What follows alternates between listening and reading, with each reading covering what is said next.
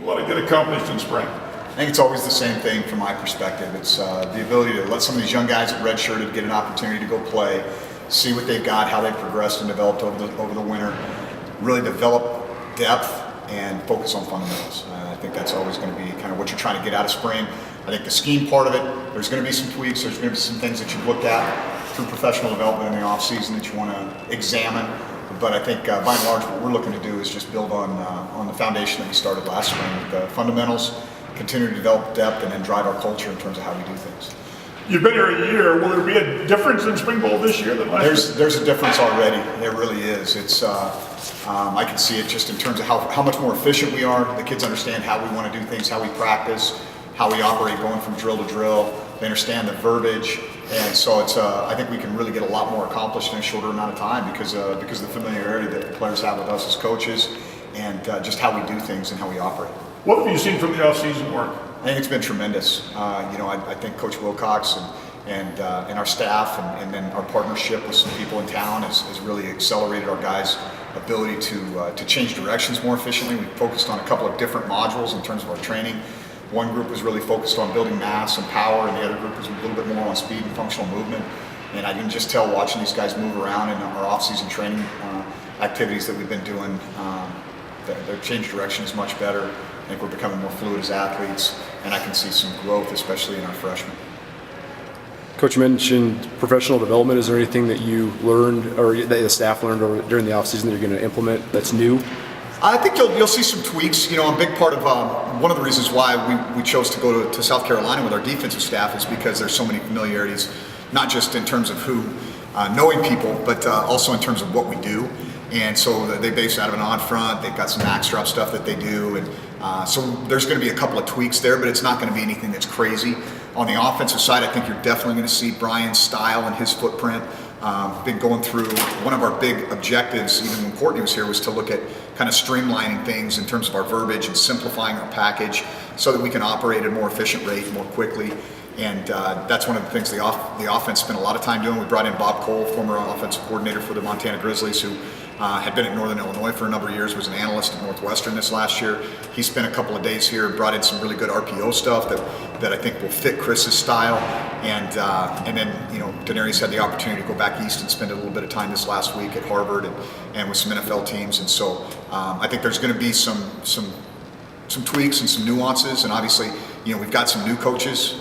Certainly, Mark's going to bring some ideas and coverage that they utilized at South Carolina that I think can fit very well into what we do already. Josh Tafalele is going to bring his spin on things. Very, very knowledgeable run game guy, and in terms of simplifying our verbiage and making things a little bit simpler for our guys up front.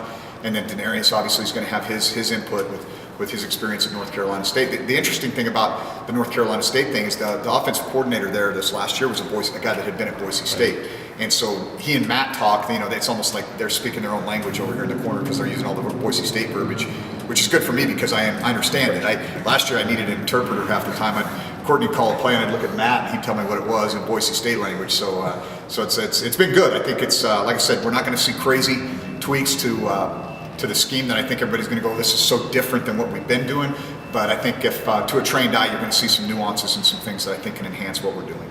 When you are transitioning some ideas from SEC country, what's that like trying to transition it to your guys? I mean, scheme-wise, obviously the same, but talent-wise, maybe a little different. Yeah, I think you just got to be able to evaluate, okay, they're asking this guy to do this. That's fine when he's 6'5", 275 and runs 4.6. Maybe us asking that guy to do that isn't as smart. And so it might be in the coverage, for example, in coverages, fire zone isn't a big part of what they do at that level because you got to play tighter coverage. Right. Quarterbacks are more accurate. They can hit tight windows.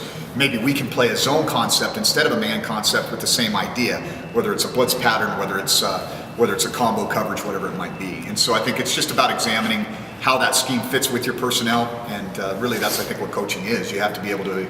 There's a lot of good plays. There's a lot of good players. You got to. The key is finding that mesh.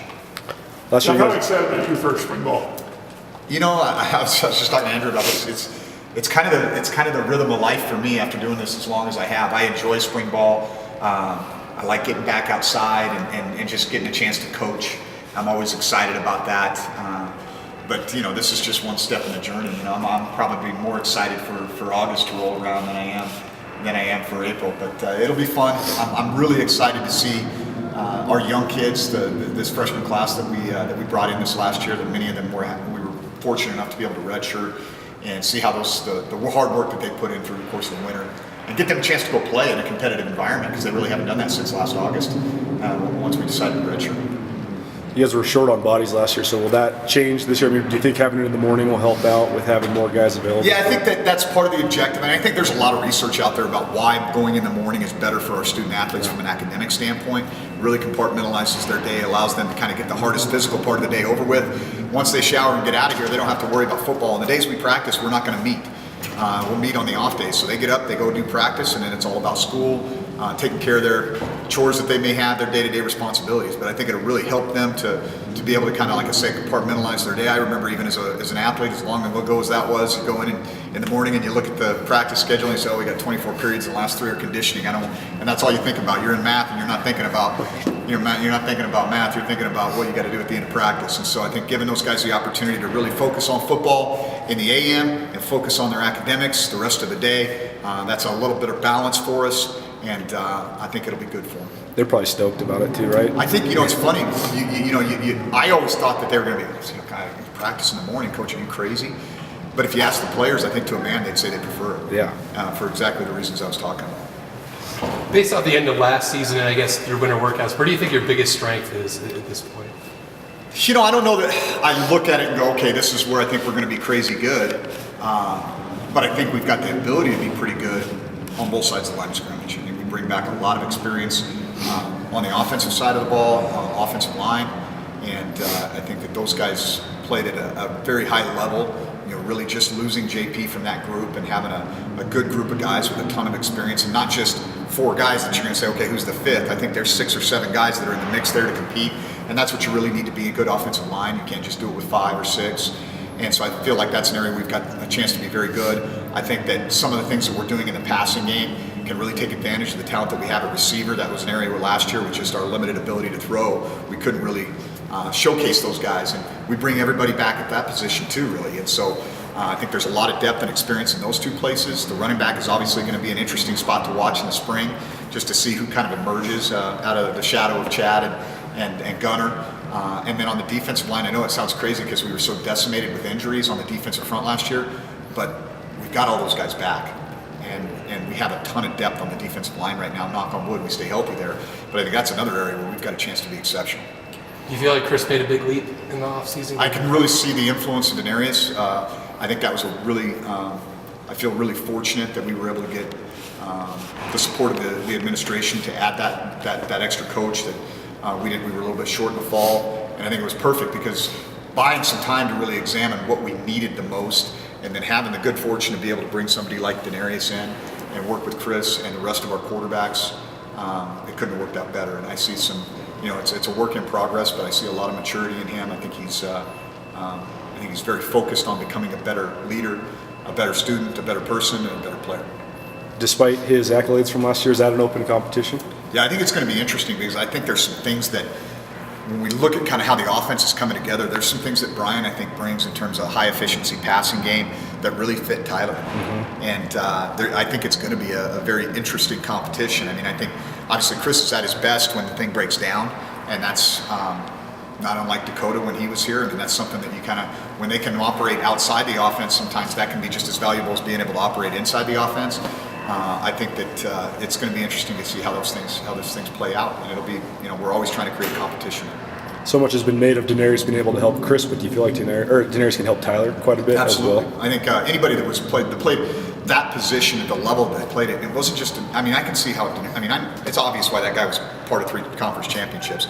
Just how he goes about his business. He's a high energy guy. He's a young man of high integrity. He's a leader. He does not accept average.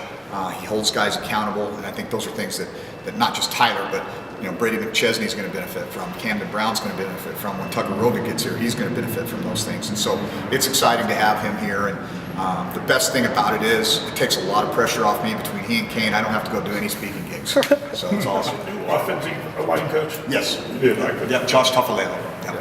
Oh, okay. Say that 3 times fast. Yeah. You mentioned the receivers. There was some experienced guys coming back, but then, like you say, a little limited in the passing game. Seemed like some young guys came on at the end of the year last year. Yeah. Cam Newton, Keon Stephenson. Do you expect that to be a pretty heavily contested competition? Yeah, I really feel like we've got some good talent in that room. And I think that Cam and Keon are young guys that started to kind of get a little bit of taste of game time as redshirt freshmen. I think Kevin Cassis, he might have worked as hard as anybody in this program over the last 8 months. And I think he's a guy that's going to continue to be a productive player for us. And obviously Mitch is a guy that we can get the ball to in situations. We need to do a better job of targeting him and building some plays for him. And I think that, especially, it's kind of funny because Matt's body type and Mitch's body type are similar. And I think there's some things that Matt suggests and brings to the table from that perspective. And then certainly having Justin Page's ability to accelerate and hopefully pull some coverage away from some things at times. You mentioned the 7 offensive linemen. Do you feel like Jake McFetridge, Caleb Gillis, those are the main guys that are going to be challenging for that guard spot vacated by Jake? Yeah, I think so. I think it's kind of unfortunate because I think Taylor Tuiasosopo would have been in the mix there too, but he had to have shoulder surgery, so he's not going to go through spring drills. He'll be ready to go full bore for our summer program, but I think I would have probably slid him into that competition for one of those inside positions as well. And we're bringing in 4 true freshmen, and so I think that these guys that are fighting in the spring, they need to do a pretty good job of staking their claim to some of these spots so that they're ahead of the curve when we get to fall camp. Tight end, is Woody Brandom back at tight end permanently? Yeah. And how about Jeffries? There's no such thing as permanent. Right. Right. Woody is back, and Devin has been working with the tight ends as well. And so the idea there is obviously to try to create some more depth. I think Woody is a natural tight end.